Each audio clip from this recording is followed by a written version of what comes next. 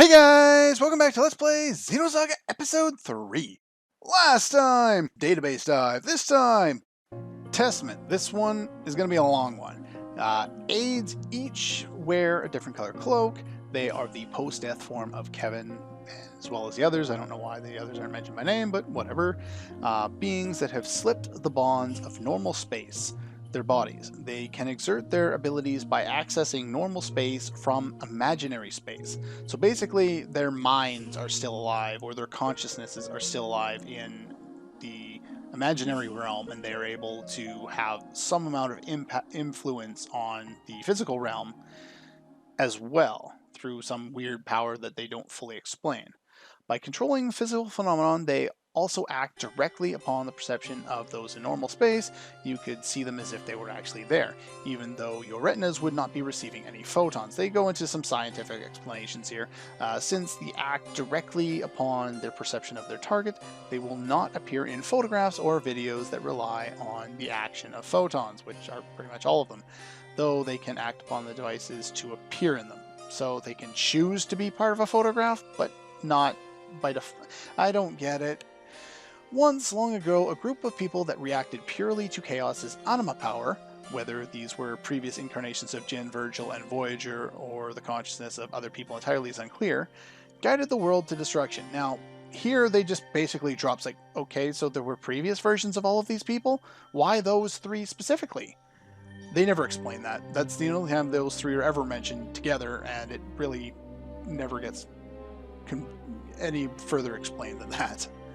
To form an anti-existence to these people who react purely to the power of anima, the fail-safe of the universe, the consciousness of people were controlled and then made to enter opposed phase, resulting in the birth of the Testament. So, again, because Wilhelm is trying to protect the universe, he is indeed part of this. Wilhelm does not need to shift everyone into opposed phase in order to achieve his goal. Once the mass had reached a certain critical mass, everything else will have their phases shifted in a chain reaction. The current testaments are that certain critical mass. Basically, I have no idea what they're talking about here. Wilhelm has forged a certain pact with the Testaments. This serves not just to have them do whatever he wishes, but also to supplement Wilhelm's temporal recurrence ability. Just as the failsafe needs the power of anima to work, Wilhelm also needs the power of the opposed phase anima in order to do what he's going to do. Mary will serve as the fuse to ignite that power, hence why both Chaos and Wilhelm really needed Mary Magdalene's power. Before we get into what these other characters were doing, if we want to kind of expand on Wilhelm a little bit, not enough information is really provided about him, but he was responsible, if you think about it, the connection experiment on Lost Jerusalem that basically evaporated the Earth, that was actually contained by Wilhelm, who was trying to protect the lower domain. He isolated it into that one area and allowed everyone else to escape on spaceships. And he prevented it from spreading, and which ended up pretty much saving everyone. Like Shion said toward the end of episode 3, he was the Guardian. He was trying to save people. He was just going about it in a way that we didn't agree with. He may have got what he wanted in the end, though, because through Recurrence, even though he has no ability to remember what happened from one to the next, his ultimate goal isn't necessarily Recurrence. His ultimate goal is the protection of the lower domain. If that is the case, then he may have wanted that, us to go beyond that, so he would no longer have to do Recurrence because he's basically protecting the lower domain. That was his goal. Now, they say the lower domain will still be destroyed in 20 or 30,000 years, but he may have eventually got what he wanted because the universe changed just enough due to Udu's influence on people that they didn't do Recurrence this time. So, it's kind of a cool idea. Okay, to get back on track, the rendezvous which Virgil shared with Fabronia was everything to his existence. He wanted to feel that moment forever. He is who he is today thanks to Fabronia's death, and that is what he believed. Wilhelm presented Virgil with basically eternity in that feeling. He also presented Albedo with the ability to make his original wish come true, which I've kind of talked about. On the surface, Albedo appeared to act only on the desire to destroy, but this was a form of separation anxiety.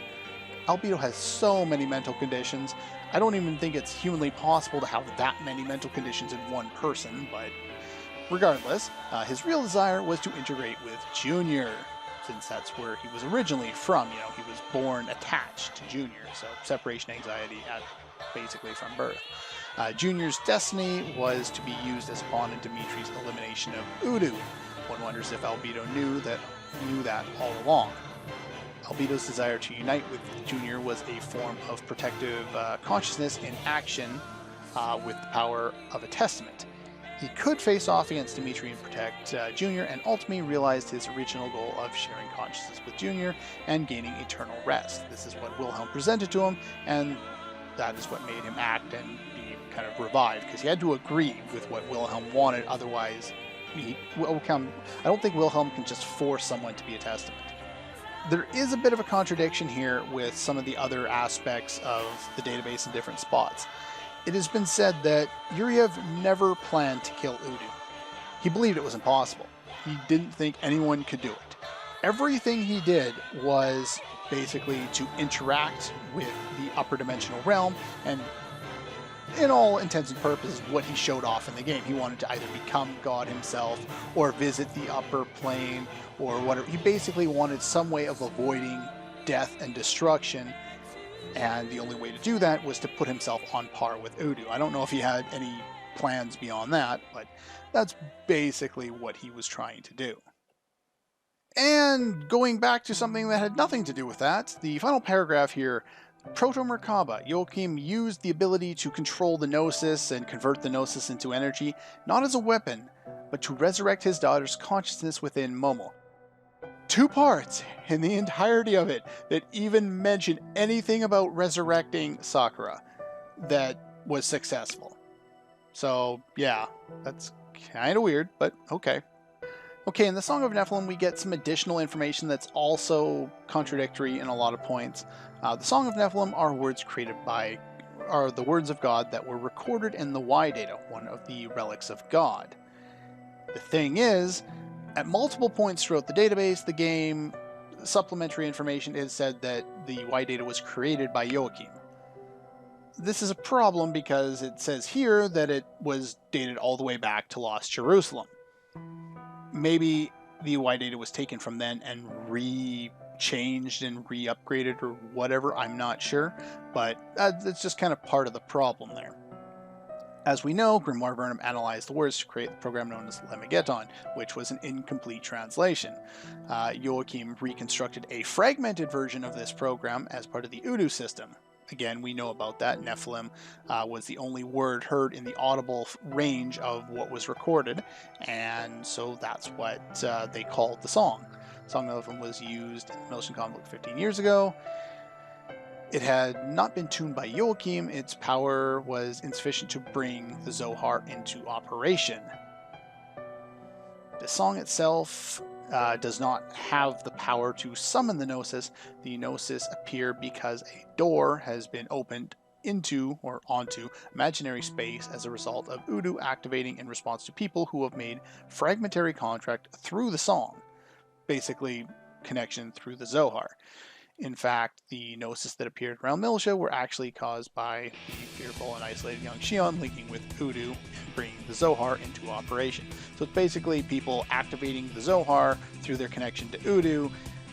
That's what brings the Gnosis through. The Maiden of Mary. I've talked about this a bit already, but the past life of Shion. From the term's nuances, it can be guessed that she played some kind of supporting role in the abilities of Mary. That are really unclear about a lot of things in the database. It's really taking the interpretations of other people, whether they be part of the creative team behind the game, or people analyzing the subject, or through communication or interviews with some of the creators, stuff like that. There's a lot of information that goes into trying to decipher this game and this series. It is thought that Xion's affinity with the Zohar doesn't originate from the blood she inherited from her mother, which we already kind of talked about, so much as a peculiarity of Xion herself from the emotional bond she shared with Mary during the Lost Jerusalem era. So that just kind of points to why she's so important, and why she's able to communicate so effectively with Udu, and probably why she doesn't immediately fear it. But you have to think that part of her kind of degradation in terms of her spirit and her mental state over time has got to have something to do with her communicating through Udu, considering how badly other people seem to have resulted from such communication. In addition to that, since we're kind of on that note, KOS-MOS. Anytime KOS-MOS's eyes went blue throughout the entire series, she's channeling Mary Magdalene's consciousness. So they're all like partial mini awakenings and stuff like that. When she used her ability X-Buster for the first time, before that she got, or I think right up until she did it, she was saying, relinquish your pain unto me, and then she protected people, and she was acting with emotional kind of language and stuff like that, and she acted like a human as opposed to an android. Well, now of course she's basically kind of like a fusion between the two different personalities, but at that time it was more of just kind of bringing in the one to kind of have a little bit of influence on things to give her additional power and such. Now, I already talked about this kind of a little bit in the ending, but the Joshua was the unit owned by Wilhelm. It's the one who operated on Zarathustra and was basically our final boss. At first glance, it looks like an ES, but it is a fundamentally different mobile weapon. It is not installed with Vessel Anima, but instead operates on an energy supply received directly from Wilhelm.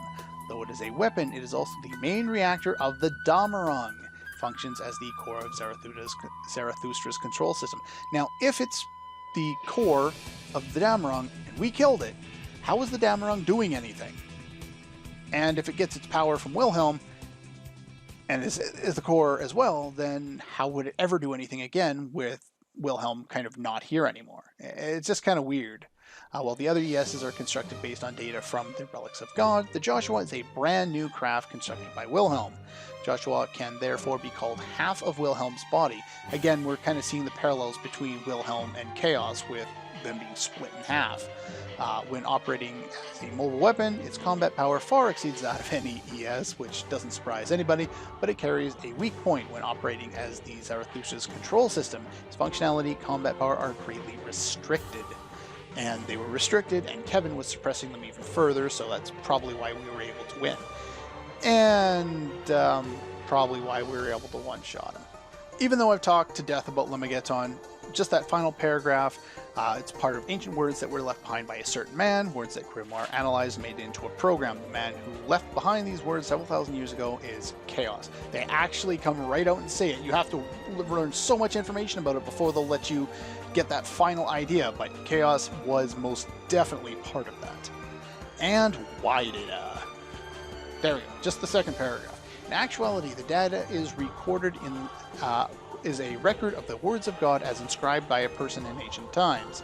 So in this case, it's not Chaos, it's actually the Messiah, Jesus, kind of being coached through Chaos, who actually brought some of the information that is contained within the Y data. Joachim's analysis of the words was what enabled him to reproduce a multitude of research findings. So not only was he a super genius, but he had something that no one else had. He had this Y data. How he got it, I have no idea. But he had this information which allowed him to kind of expand his mind and come up with these ideas that no one else could think of. Okay, we're not actually going to read anything on the UMN, since we already know most of it. I just wanted to bring up something that someone brought up in comments in, I think, my episode 1 LP that I just never talked about until now. The symbol for the UMN is the Ouroboros, or however you want to pronounce that. The basically the symbol of Miang from Xenogears. Well, that's that symbol there, the snake eating its own tail. That's that symbol.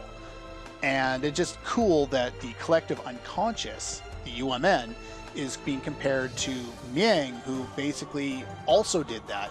The knowledge of Miang was available in all women, if I recall correctly, back to that point, and she was able to have additional knowledge going forward whenever she would inhabit someone's mind and exist within them. Now, I should have brought this up when talking about Kevin way earlier on, but my notes were halfway across the room at the time, so anyway, Kevin, if you look at what Kevin has done in this game, you can compare a lot of that back to Xenogears. You can compare him to a character like Krellin. Now, what Krellin was able to do was, like, after the death of Sophia, he was so saddened that he wanted to create a world without loss. Now, Kevin also has lost many people, wants to create a world where no one has been lost. Lacan, if you remember before he became Graf, he desired the power after Sophia's death. Kevin, he gets the power of being a testament after both his mom's death and the idea of Shion's death. Now, once Lacan became Graf, then he wanted to destroy all life. Kevin, working alongside Wilhelm before, actually was basically going to destroy the whole universe. Technically, it was going to reform again, but he's basically killing this certain timeline. Now, if you believe multiverse theory, then that's basically what he's done, is he's killed an entire universe.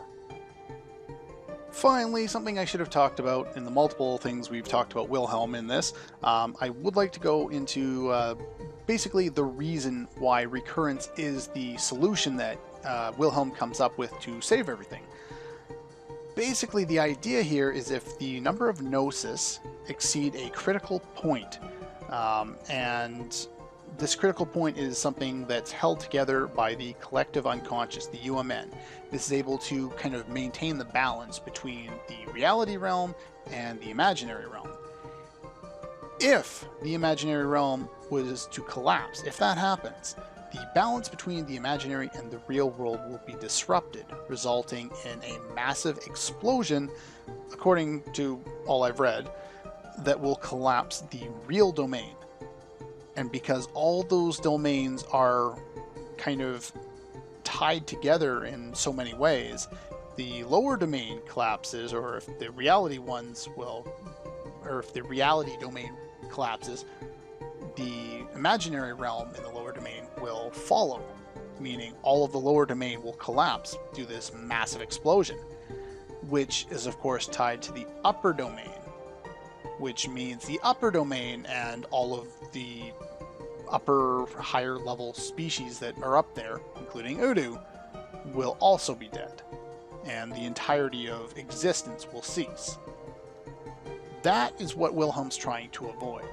He doesn't want that to happen, so he's basically running this line. He doesn't want the UMN to be destroyed because that's the bridge between there, that's the protector, and he doesn't want, you know, the lower domain to die, which is sometimes what Chaos does as a failsafe, so they're kind of in conflict there.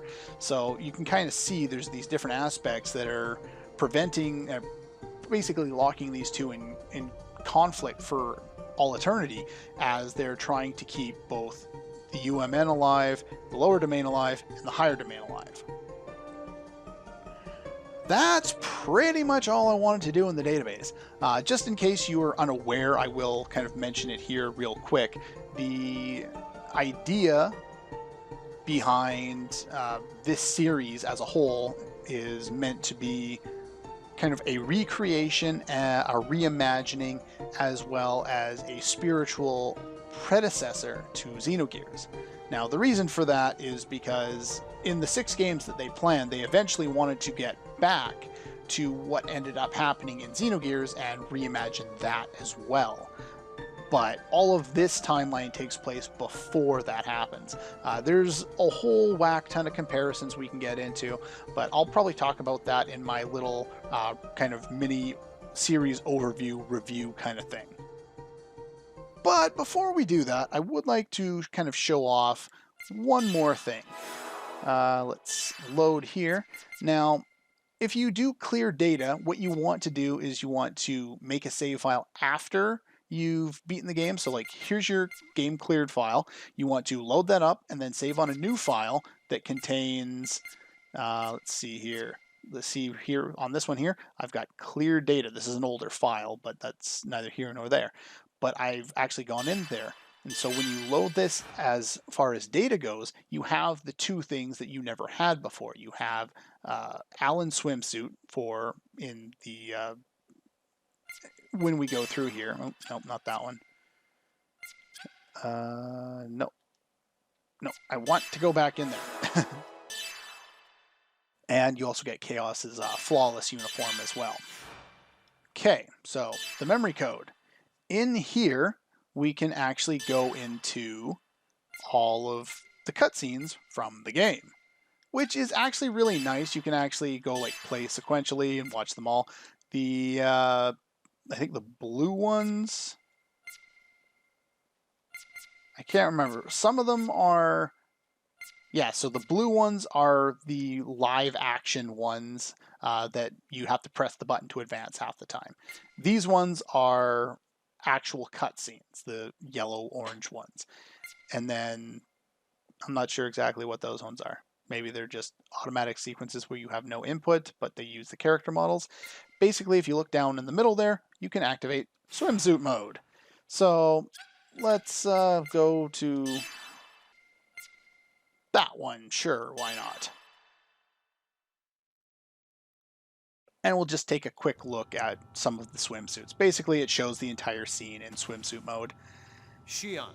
As you can see, it's kind of weird, and it will kill a lot of the emotion behind most of these scenes. Chief. Now that they're all in swimsuits, like Shion's sitting there wearing nothing at all, and Can you stand, Shion? you know, we've just had KOS-MOS awaken.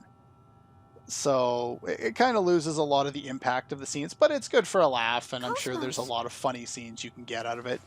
Of course, the characters will also have those things in battle. The other interesting part about this is awakened, haven't you? now you can watch all of the real cutscenes that you want without going back and replaying the game. You just hit play sequentially, and I think... No. Mary. I think that skips it. Yeah, and that brings it back. So you just pause and triangle in order to do that. Okay, the one final thing I want to talk about in this episode before we do the review next time is there, of course it took me forever to find this, but there is actually an uncensored mod. Now, I take no responsibility if you decide to download it. I have no idea if it actually works. I've seen videos online of people using it, but just to kind of acknowledge the fact that there is an uncensored mod for the English version of this game, you can download it. Apparently it's got lots of issues running on PCSX too, but it's there if you absolutely must have the uncensored version. I've shown you most of the uncensored footage that's of a big deal. It's also like an HD kind of mod. It's not super HD, but it looks better than the original. But anyway, that's pretty much all I wanted to talk to you about today. Probably today is like 3 days or 4 days by this point. But yeah, that's pretty much all for this one. And we'll see you guys next time.